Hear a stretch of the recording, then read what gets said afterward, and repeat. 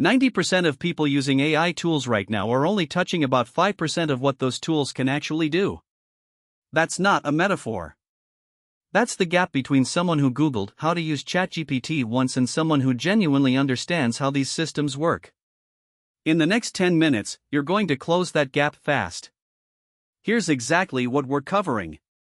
First, what AI actually is, stripped of the buzzwords, explained in plain English so it finally clicks.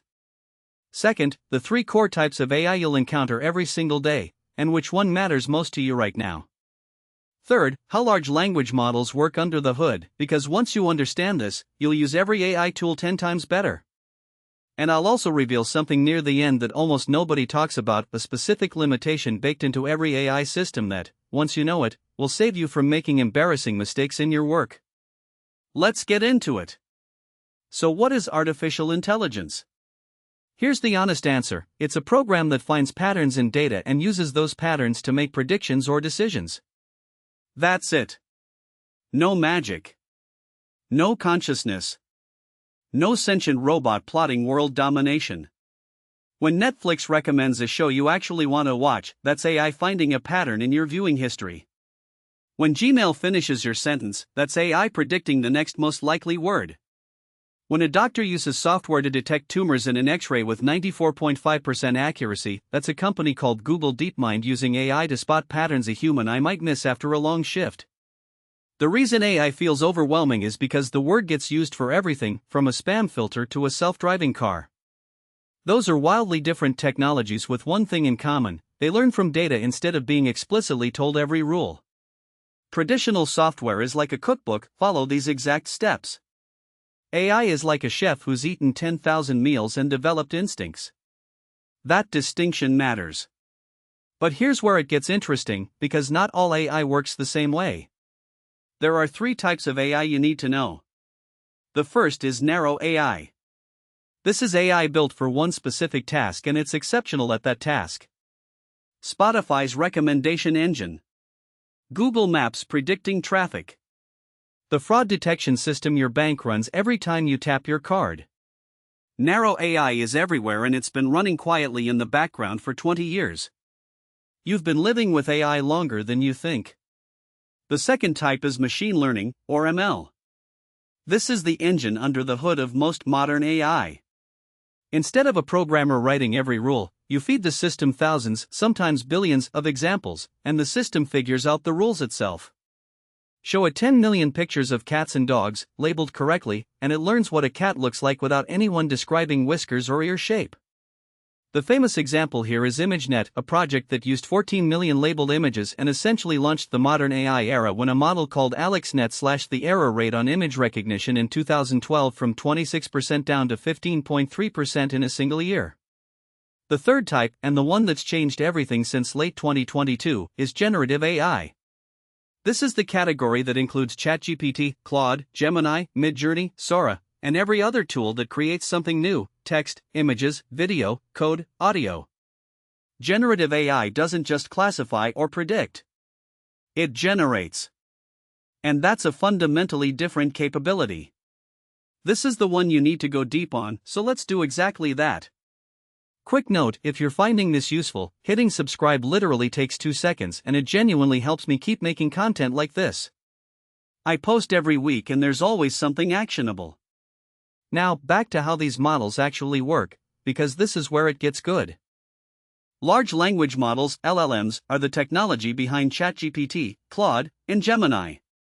Here's how they work at a level that's actually useful to you.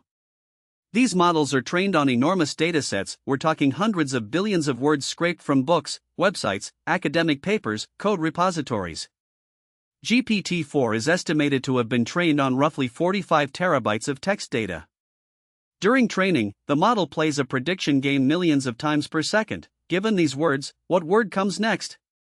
Over time, by doing this at massive scale, it doesn't just learn grammar, it learns facts, reasoning patterns, how to write in different styles, how to debug code, how to argue a point. The mechanism that makes this work is called a transformer, a specific neural network architecture introduced by Google in a 2017 paper literally titled "Attention is All You Need." The key innovation was something called self-attention, which lets the model look at every word in a sentence in relation to every other word simultaneously, instead of reading left to right like previous models. That's why ChatGPT can handle complex, multi-part questions. It's processing context, not just sequence.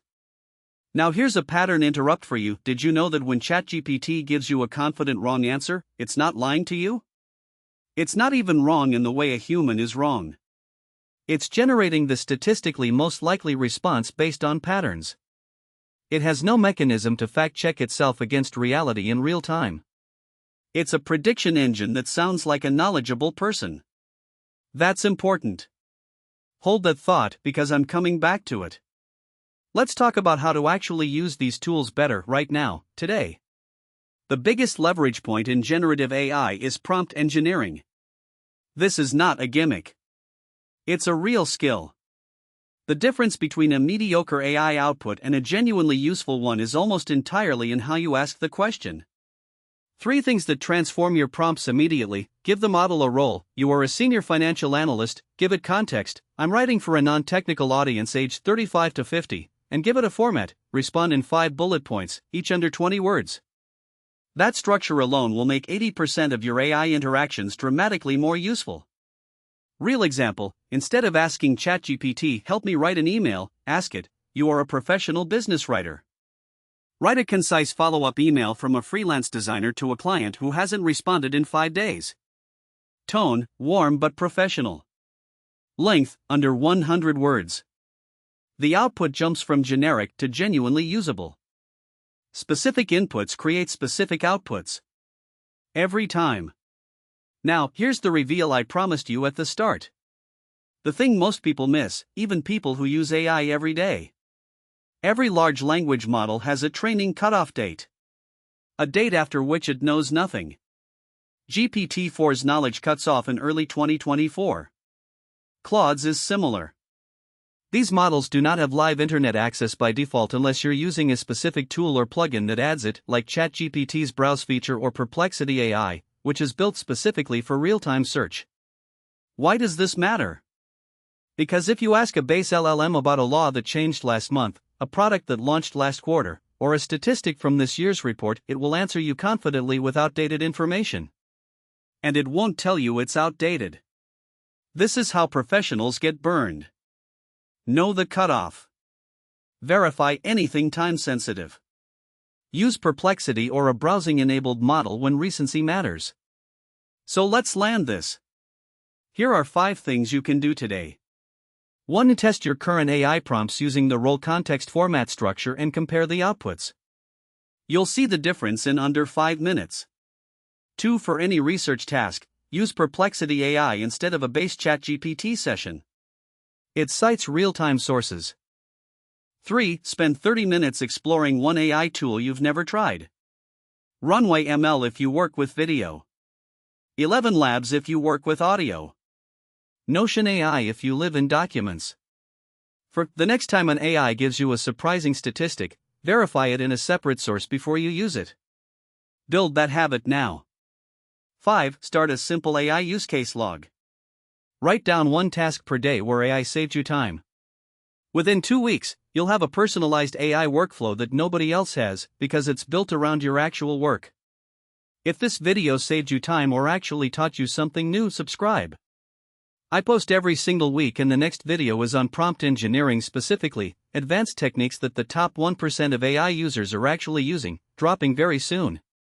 Don't miss it. One question before you go, drop it in the comments. What's the one task in your job or life where you think AI could genuinely help you, but you haven't figured out how yet? I read every comment and I might just make that video next.